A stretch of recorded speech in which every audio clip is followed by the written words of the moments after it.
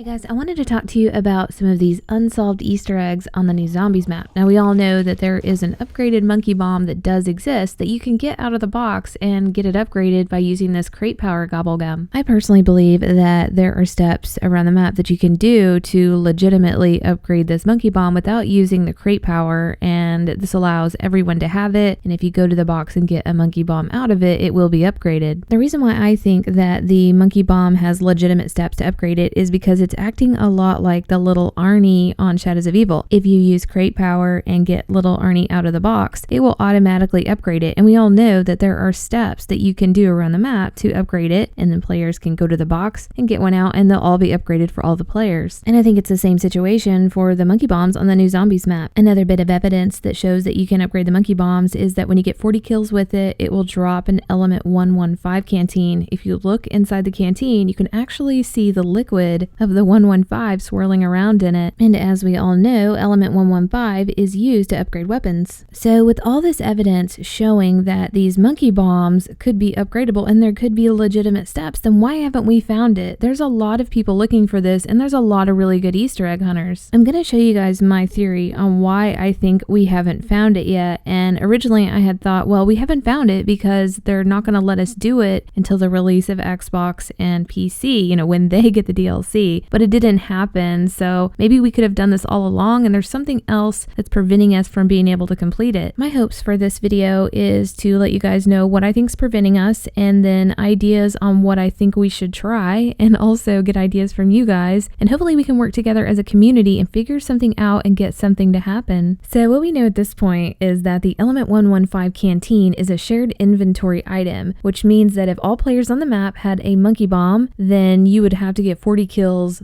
collectively. So if one player got 30 kills and another player got 10, then after you completed 40 total, then that canteen would drop, and then anybody can pick it up, and it's considered to be in everyone's inventory. In addition to picking up the canteen, there are other items around the map that players can pick up, and I think most people are aware of these candles and flowers. There are 4 candles and it's one for each player. You just light it with your shield and then pick it up. And same thing for the flowers. There's one for each player in different locations, and you just go hold square or X on it and you can easily pick it up. So the flowers and candles are not a shared inventory item. Everybody's got to go get their own, but the canteen is shared. So right now in everybody's inventory, if they picked everything up, they're gonna have a candle, a flower, and a canteen. So now the question is, what do we do with this stuff? And the theory that I have is, we're holding a candle and we're holding some flowers, and given the setting of the map, it seems like they would fit well with a gravestone. I mean, we're not going on a date here. And there are definitely gravestones around the map. There's one right outside of spawn that's remembering a past relative of one of Treyarch's employees,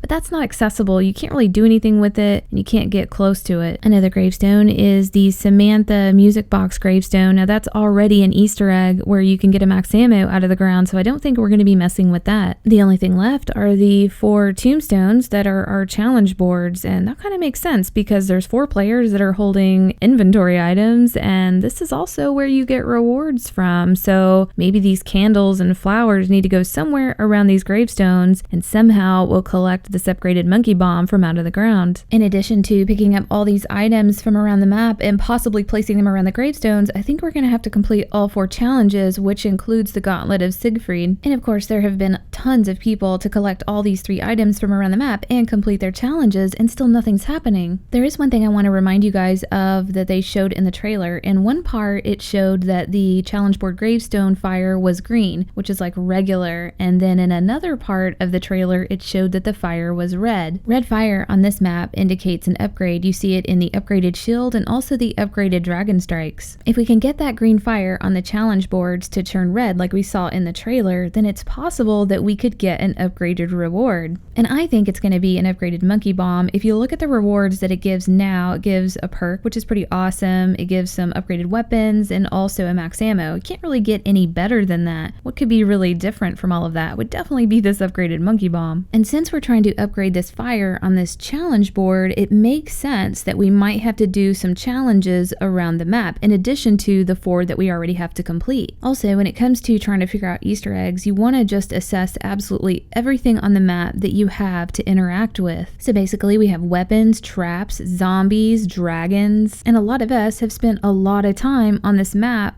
interacting with most things on it, yet we've not found this Easter egg yet. So it got me thinking, if we're we're not finding this Easter egg, it's only because we're not interacting with something. I had suspected that people probably weren't using the finger traps over there by the infirmary, so I made a tweet to ask you guys what y'all thought about it, so thank y'all for your responses. And it's what I suspected. Nobody uses this thing. They don't like it. It gets them killed. Some people didn't even know it was there, and a lot of people just think it's pretty useless. I've seen people mention that if they see this as a trial on the challenge board, they'll restart the game, and it makes you slide under the fingers and within 3 seconds kill 10 zombies. And most people find this extremely dangerous, and they just don't want to risk getting downed. So that is definitely one trap that people don't really interact with. Another one is not a trap, but it's the MG42 turret. People only do this if they have to, basically, from one of the trials. Other than that, it's pretty expensive to use. You don't get to use it for very long, and you're pretty much going to get killed if you're on solo. You cannot watch your back while you're on this thing, so a lot of people don't mess with this. Another trap that's not really considered a trap, but it actually is the elevator between armory and infirmary. You can buy the power box to it, and then those door-like things will go down, and you can get zombies on it, but they're going so fast, and you only got a few seconds to really get zombies on it, and it will fling and kill them. But it's pretty dangerous to do this, and I think most people probably avoid this. And it's probably pretty safe to assume that all the other traps, like the electric, the flinger, and the laser trap, get a fair amount of use. They're in good locations, and they're easy to use. So it's very possible that our lack of interaction with the finger trap, the elevator trap, and the MG42 could be holding us back from solving this Easter egg. And you might think, well, we'll just go use all these traps and get a lot of zombie kills, but I think there might be more to it than that. If you notice the challenges that do exist right now, you'll notice that they name off different types of zombies. There's napalm, electric, regular zombies, and also manglers. Those challenges want you to get a certain amount of napalm kills or headshot kills with the electric zombies. The napalm zombies are created by the dragon shooting its flames down, and then they get set on fire and they kind of explode when you kill them. For the electric zombies, there are the skeletons that the Valkyrie make, and then there's also regular zombies that get zapped by the Valkyrie. You can see electricity around their body. I think the game recognizes them as the same kind of zombie, because there's a trial that says get 10 electrified headshots, and both of those zombies count towards that challenge. So what I'm getting at is that we need to start trying stuff that we normally don't do. We need to start getting elemental kills with these traps. Like with the finger trap, try electric and fire. With the elevator, try the different types as well. The MG42, you can't really do that. They're just gonna have to be regular zombies, but it probably needs to be used as well. If you guys are nervous about using the finger trap, it's really not that difficult. I'll show you guys what I do, and it works every time. I come from the tank factory area, I'll buy the trap, I'll make sure the zombies are pretty close behind me, and then I'll hit my slide in the middle of that room, and I'll aim straight for that bunk bed. I'll hit that bunk bed right in the center, and it's just perfect. Like, I won't get hit by the fingers, and then I can just move out and away, and I'm totally safe. So what I recommend, and what I'm working on as well, is just trying to get as many elemental kills with all these traps as possible, especially the ones we don't use. And I'm also getting shield kills that are like napalm and electric, and also headshots on napalm and electric. It also wouldn't be a bad idea to try to get mangler kills with all the traps, especially the finger trap and the elevator trap. But after many hours of trying stuff, I'm still trying stuff, and these are some of the thoughts that I have about what I've learned so far, and